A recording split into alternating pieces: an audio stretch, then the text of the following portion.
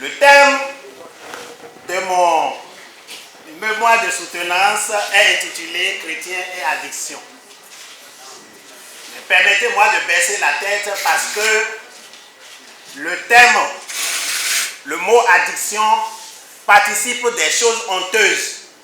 Et la Bible même reconnaît qu'il faut rejeter les choses honteuses. Voilà pourquoi je voudrais vous inviter à prêter oreille jusqu'au bout à ma présentation. Que le Seigneur vous bénisse. Alors, étudier chrétien et addiction revient à s'interroger sur les corrélations qu'il y a entre la foi chrétienne et l'addiction. Mais qu'est-ce que l'addiction? Qu'est-ce que chrétien? Le mot addiction vient du latin addictus, qui désignait dans le droit romain un débiteur livré à son créancier.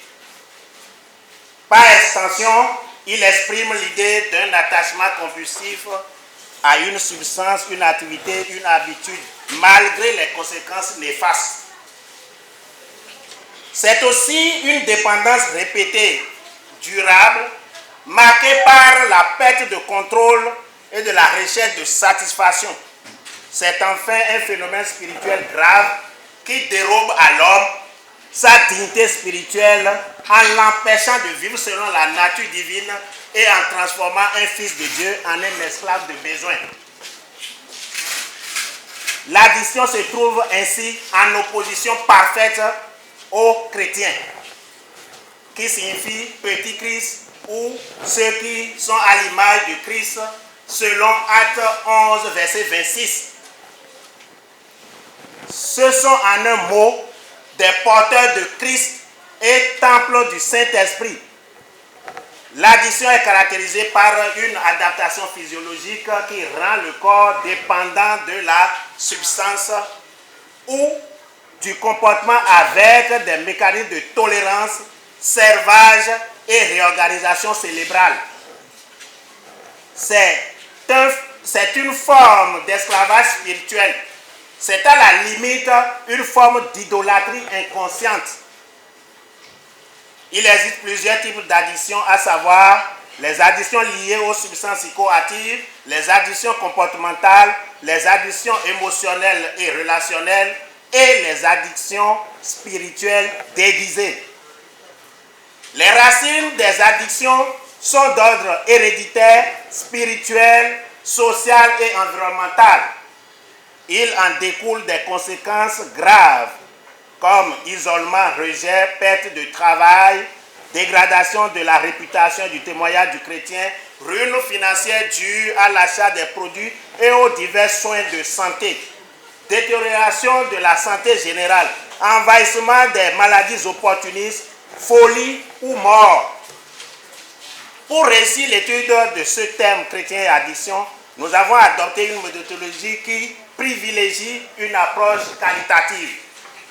Elle a été menée auprès de 40 personnes, dont 20 chrétiens ayant vécu une addiction ou ayant assisté un proche parent et 20 responsables d'église comprenant des pasteurs, des conseillers chrétiens et des responsables de groupes de soutien.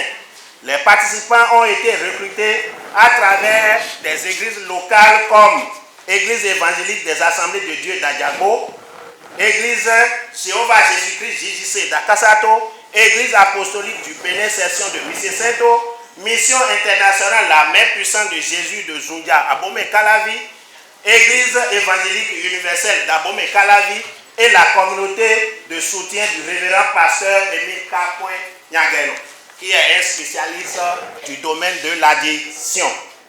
Les données collectées à travers la recherche documentaire, des entretiens et observations directes ont été analysées et les résultats ont montré que la foi chrétienne joue effectivement un rôle positif dans la prévention, la guérison de l'addiction en offrant un soutien spirituel, un éclairage spirituel à travers les enseignements chrétiens inspirés selon 2 Timothée 3, versets 16 à 17. Merci beaucoup, nous allons parfait. l'homme dans un cycle de honte, de culpabilité et de rechute. Explique-moi un peu ce que tu veux dire par là. Comment l'addiction est devenue un instrument de captivité? Il y a des substances.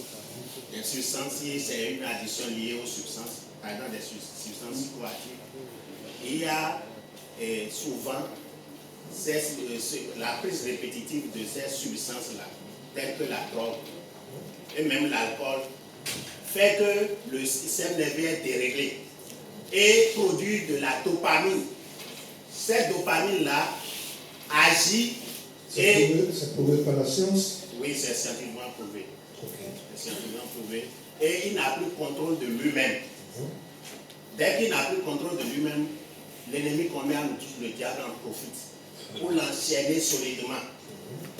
Et il devient alors un cas social à assister. Maintenant, dans ce cas-là, quel conseil pouvez-vous donner à ceux-là qui courent ce risque-là? Oui, le premier conseil serait d'écouter bien la parole de Dieu d'abord, qui est un antidote contre l'addiction.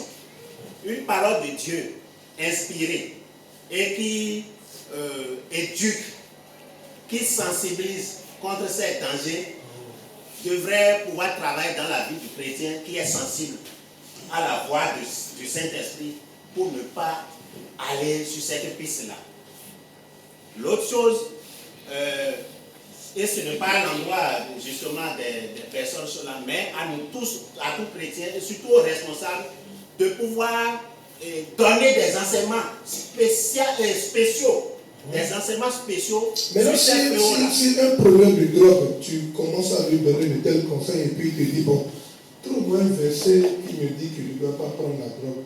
Quel verset pourras-tu lui donner pour aider celui-là?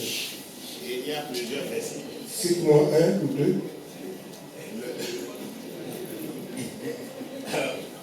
Le livre de Corinthiens dit qu'il ne faut pas détruire le corps, parce que le corps est le temple du Saint-Esprit.